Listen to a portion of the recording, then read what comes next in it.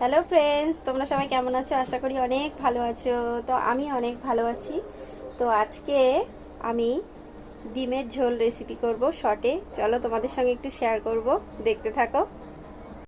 তো প্রথমে আমি ডিম আর আলু সিদ্ধ করে নিলাম। ডিম আলুটা আমি ছাড়িয়ে নিয়েছি, এই যে আলুটা ছুলেই সিদ্ধ করেছিলাম, ডিমটা ছাড়িয়ে নিলাম ভালো করে। তো এবার রান্না করব, কড়াইতে তেল দিয়েছি। তো প্রথমে আমি একটু সামান্য হলুদ আর একটু লবণ সামান্য দিয়ে দিলাম, এতে ডিমের কালারগুলো বেশ ভালো আসবে।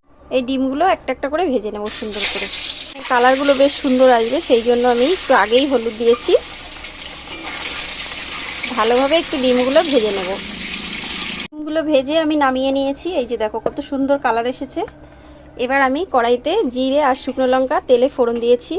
এই মশলাটা দিয়ে দেব, লঙ্কা, রসুন আর কাঁচা লঙ্কা বাটা আর পেঁয়াজ, এটা ভালো করে কষিয়ে নেব।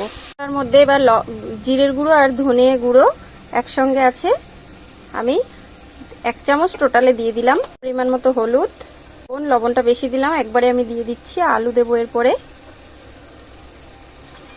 মশলাটা ভালোভাবে কষিয়ে নেব। যেহেতু কাঁচা পাকা লঙ্কা আমি বেটে দিয়েছি, তো সেই জন্য আমি কোনো লঙ্কার গুঁড়ো ব্যবহার করব না, একদম সাদামাটাভাবে রান্না করব। তো মশলা বাটি ধোয়া যে জলটা, ওই জলটাও দিয়ে দিলাম। এবার এই আলুগুলো দিয়ে দেবো, ভালোভাবে এবার কষিয়ে নেব। আলুটা দিয়ে আমি এই পেঁয়াজ কুচিগুলো দিয়ে দেব।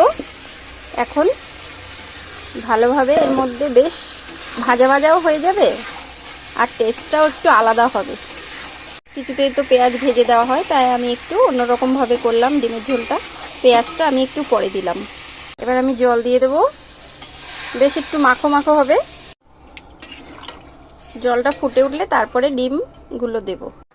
তো ফাইনালি আমার ডিমের ঝোল কিন্তু ফুটে গেছে ঝোলটা। এবার এই ডিমগুলো দিয়ে দেব। ডিমগুলো দিয়ে দিলাম, এবার ভালোভাবে ফুটলে নামিয়ে নেব। ফাইনালি কিন্তু আমার ডিমের ঝোল রেসিপি কমপ্লিট। এবার নামিয়ে নেব। দেখো কত সুন্দর হয়েছে।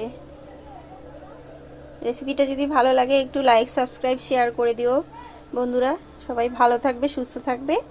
পরে আবার নতুন কিছু নিয়ে আমি আসবো। টাটা। দেখো।